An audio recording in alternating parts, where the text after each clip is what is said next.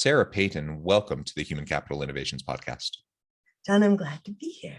Yeah, it is a pleasure to be with you. I'm super thrilled to have this conversation with you. We're going to be exploring what you call unconscious contracts and really what that means and how that relates to how we manage our emotions. Ultimately, we deal with so much in work and in life, and trying to figure out how to deal with our emotions, to acknowledge our emotions, to deal with our emotions in a healthy way is a big part of personal and life success, but also leadership success and our ability to work effectively with our team. It's so true.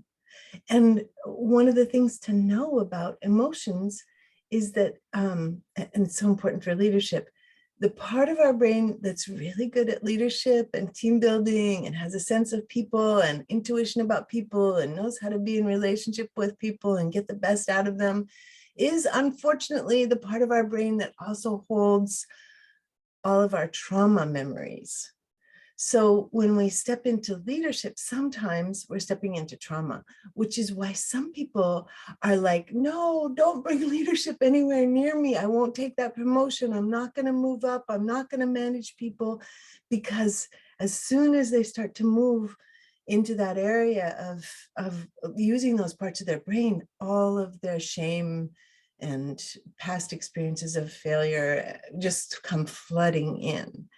So as soon as we start to know that, as soon as we start to know anything about the brain, it's like we get to become a little bird looking at ourselves going, oh, look at that brain. Instead of believing, instead of believing that we're a failure, instead of believing the shame, then there's this capacity to be outside ourselves and go, well, of course I have that response. That's a trauma response.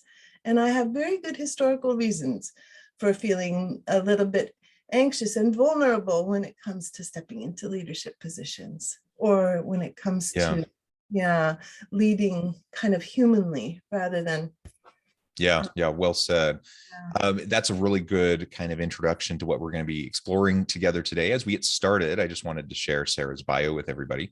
Sarah Peyton trains teams and individuals intentionally in the effectiveness of emotional warmth and integration to support contribution and engagement, customer and coworker relationships, and in how to foster a whole brain workplace. She's a certified trainer of nonviolent communication and is the author of 3 books for W.W. Norton, including your Resilient Self Workbook, a guided tour through the neuroscience of unconscious contracts that we make with ourselves. So all of that's really wonderful. For those of you just listening, she's holding up the book so you can see her copy of it. And I'll give Sarah, I'll give you a chance to talk more about that and where listeners can find that at the end of the episode today.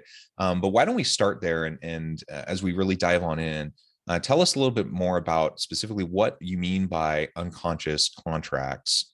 What are those? Why do they matter? And then we can get into how we use them to manage our emotions.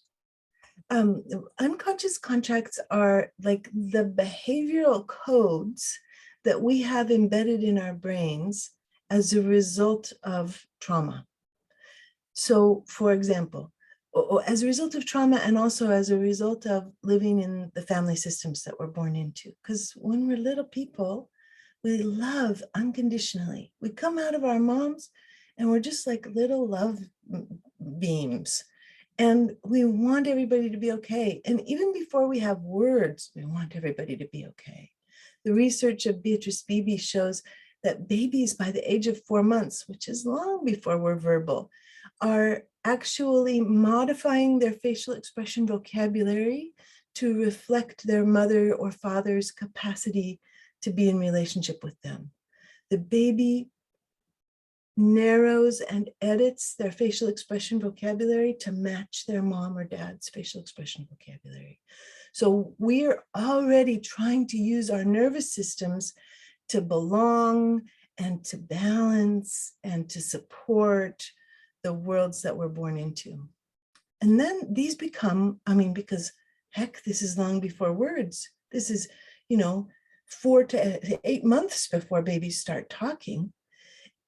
We create a behavioral, like an equation that's like, if somebody's sad, I will be happy. If somebody is angry, I will freeze. If somebody is scared, I will try to comfort them. If somebody is too scared, I will freeze in order not to bring on danger. There are like all these little tiny behavioral emotional equations that babies make that we then carry as adult people. Many times I meet women who get very frustrated because whenever they get angry, they cry. And they don't want to be crying. They want to be able to be angry. And in the workplace, if you're angry and you cry, it's like a loss of face sometimes even. So though, but inside of those women's brains, there's an equation.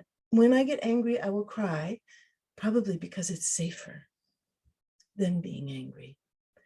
And so those equations, for us to be effective leaders, we need to become aware of them and we need to begin to release them. Is this making sense?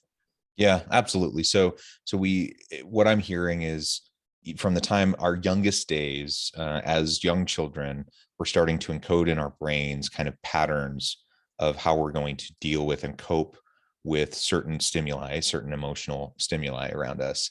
And that carries forward with us into adulthood and how we interact with partners and family members and coworkers and everyone in our adult life. And a lot of times we don't even really recognize why we're doing what we're doing, why we're responding that way, especially if we happen to be responding in a way that doesn't seem quite congruent with the situation.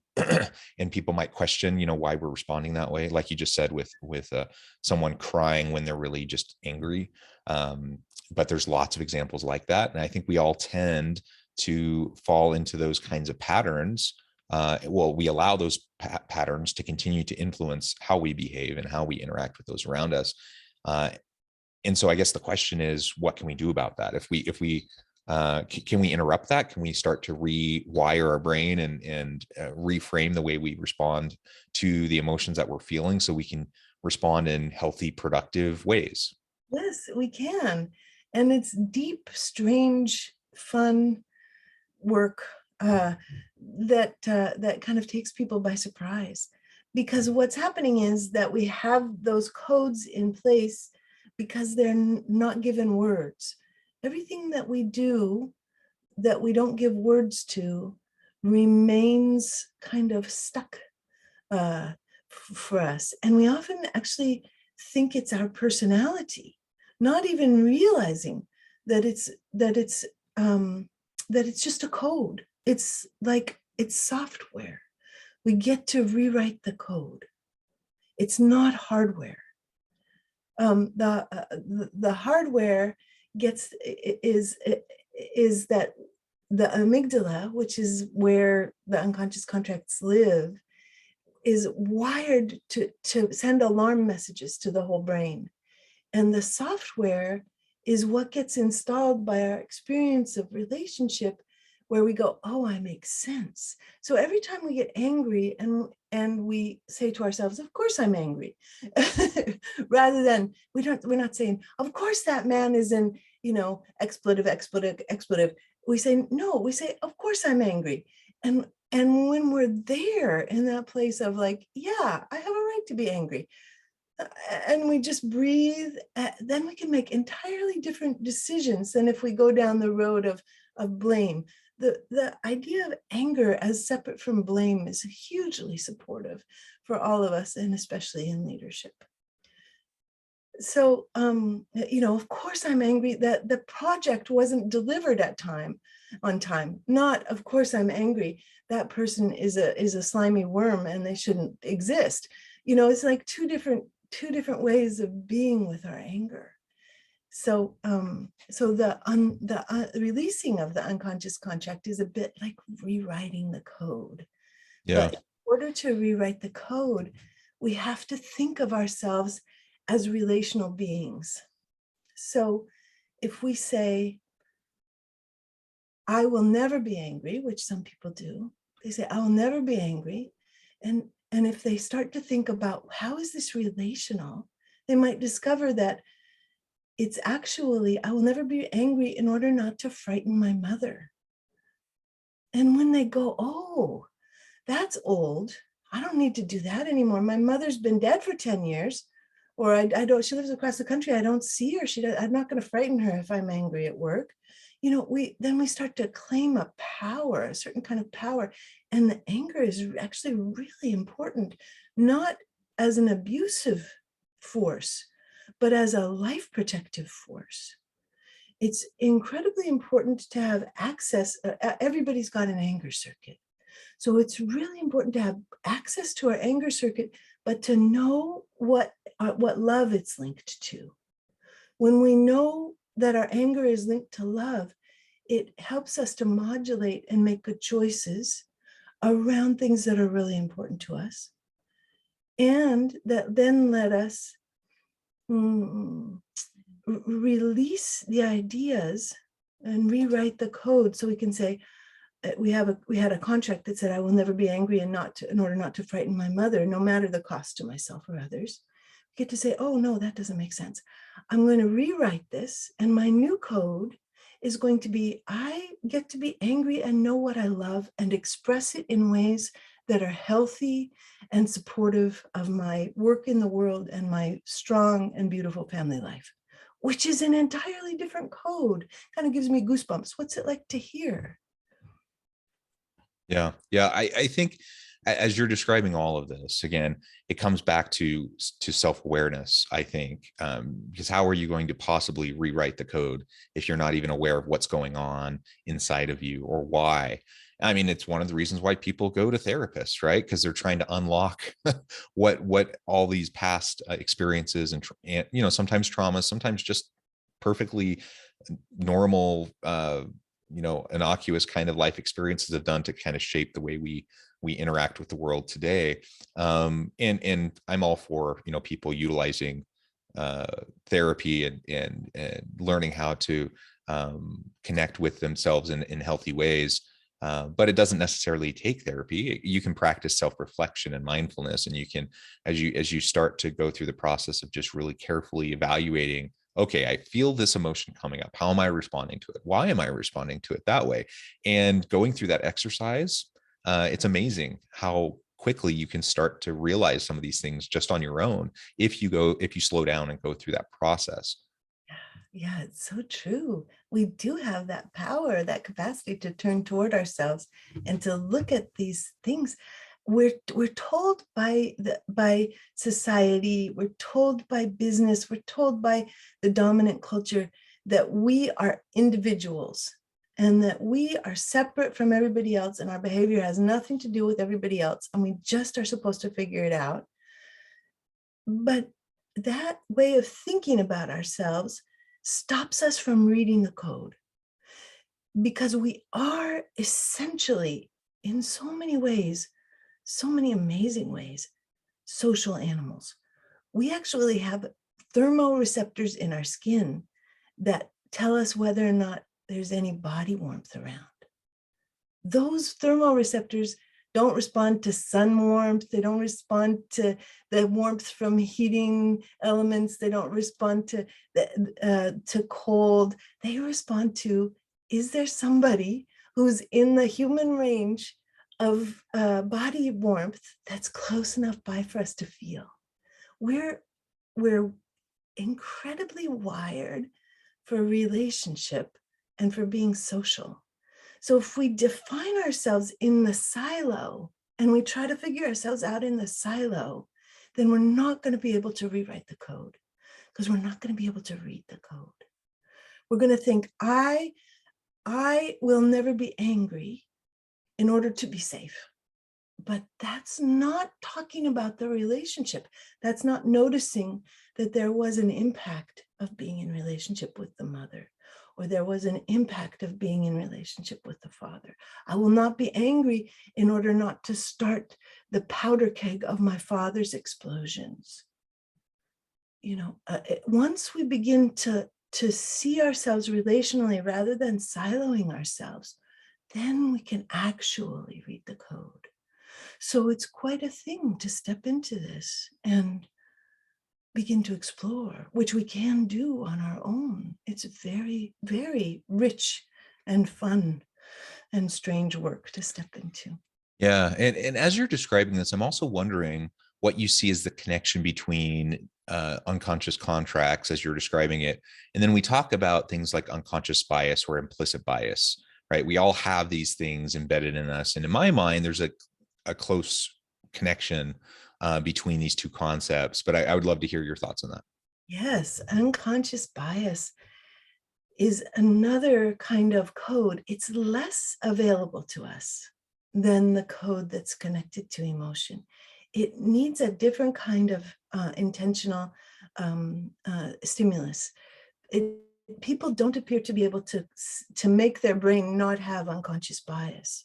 But as we become more and more aware that we can have unconscious bias and become humble about it, that appears to be, I think that's such a funny thing that research has found out, when it's the essence of so many religious, sort of approaches is the humility. So it makes me laugh that we've discovered with science something that's so deeply connected to human wisdom. But as we are humble about our own unconscious brains, then we start to be able to do things a little bit differently, and to notice the different structural pieces that create that are created by unconscious bias, and that crush, that harm people we care about, who are people who are sort of ground to pieces under the system. And as we Yeah. become aware of that and have warmth and empathy for our fellows who are ground under the system, then we can start to change the system so that it doesn't grind people. Hmm. Yeah. And so as what I'm hearing is that unconscious bias, similarly to unconscious contracts, there are things we're not always aware of, but you're saying that unconscious contracts, the emotional piece, is actually easier to recognize and to rewire than unconscious bias. Is that accurate? That's accurate. Yeah.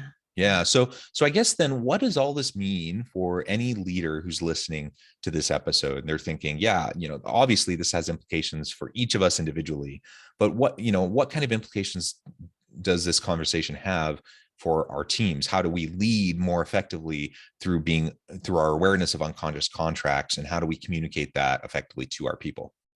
Well, the effectiveness comes from the inner work.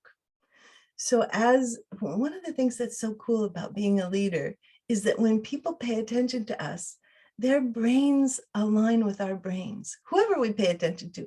In the moments when I pay attention to you, John, my brain is looking for your brain to align with you and to learn, what is your brain doing and how is it set up? And if I'm listening to you closely, my brain will actually finish your sentences before you finish them. We can see that on MRIs.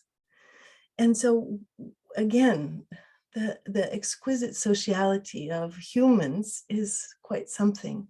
And so as leaders, we often talk about leaders being a model, but we rarely talk about the neuroscience of leaders being a model, in that we're offering a calm, self-connected, self-regulated brain that brings with it tons of support and resource as a model for the people that work with us.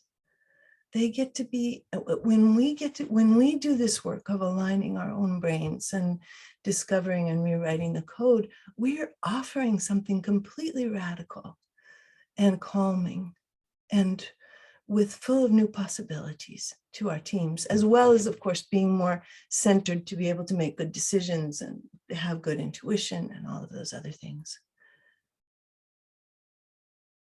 Yeah, super interesting. And so as leaders, let's always think about modeling in all aspects of, I guess, what we do, because people are watching us. They're paying close attention to what we're doing and how we're doing it, what we say, how we say it.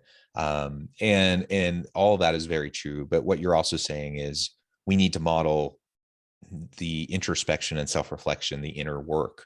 We need to help our people to see us going through that process and wrestling with it and being willing to engage in that wrestle, and the sociology of it, the connection, the human connection that we have with each other through relationships, that even when I'm not saying something explicitly, or they're not observing something directly, you're suggesting that we still have some sort of neurological connection where they can sense that we're going through this process. Is that Yeah. correct?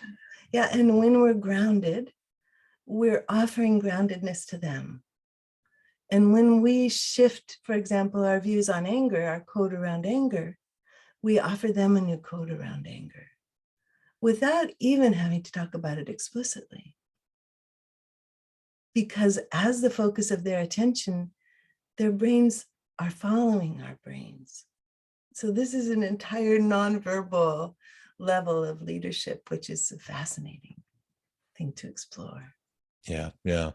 Well, this is wonderful, Sarah. It's been super interesting for me to listen and try to understand as you're describing these unconscious contracts. Again, we all have them. We all come from varying backgrounds and circumstances and upbringings and context, all of which shape us and shape our development, shape the way our brain functions, and this shapes our immediate responses to the types of external stimuli that trigger emotion. And so we certainly need to over time work towards better understanding how we're engaging with the world around us, how we're connecting with relationships and with people around us, so that we can have a better grasp over the emotions that are popping up for us, and that we can respond in healthy ways. There is no bad emotion. We have all of the range of emotions for a reason. When you think of evolutionary psychology, like there's a reason why we have all of the ranges of emotions. So the question isn't whether, like suggesting we should never experience anger. I get why people might feel that way, like that's important, but that seems a little silly to me. What I hear when someone says that is that they don't want the negative outcomes of what they've experienced when anger has been expressed in their past, right? Yeah, in And unhealthy ways. in Yes, unhealthy they ways. And don't so want unhealthy anger. They don't want exactly. unhealthy fear. They don't want unhealthy sadness. But all of those emotions have such healthy contributions for all of us. Yeah. So let's learn how to deal with things in healthy ways. Mhm. And I think as we do that, it's certainly not an easy, quick process. This is something we're all going to be working on our entire lives. It's part of the human condition. We're all messy individuals. Relationships are messy. Anytime you get groups of people together, it's messy. We're leading teams of people at work. It's messy. It's just the way it is. That's part of why leadership is so fun and interesting and challenging. But as we are committed to doing the inner work and exploring all of this and modeling it for our people, I think we'll see that there are good, positive outcomes from all of this. We'll be happier, we'll be healthier, we'll be more engaged, we'll have better, deeper relationships, and ultimately, all of these are really positive things for individuals, teams, and for organizations. Yes. Well, Sarah, it has been a pleasure. I note the time. I'm going to have to let you go here in a few minutes. Before we wrap up for today, I just wanted to give you a chance to share with listeners how they can connect with you and find out more about your work, where they can find your book, and then give us a final word on the topic for today. Thank you. My website is sarahpeyton.com, but there's also a website for the books that's yourresonantself.com. And the yourresonantself.com, you can get the books. You can also get the books at any online bookseller, or you can order them from brick and mortar shops if you want to support your local brick and mortar bookstore, which I always love to do. And the website has free guided meditations if you want to begin to play with your own codes, and if you want to begin to really explore your own emotions. And then there are lots of classes and recorded classes and session work and all kinds of things on the websites. And so I hope that you will become intrigued and enter this fun and strange world of rewriting your own codes. I always like to say that if our brain is cruel to us, it's not truth, it's trauma. I love it. Thank you, Sarah. It's just been a pleasure. I encourage listeners to reach out, get connected, find out more about what Sarah can do for you. Check out the website, check out her book. And as always, I hope everyone can stay healthy and safe, that you can find meaning and purpose at work each and every day. And I hope you all have a great week.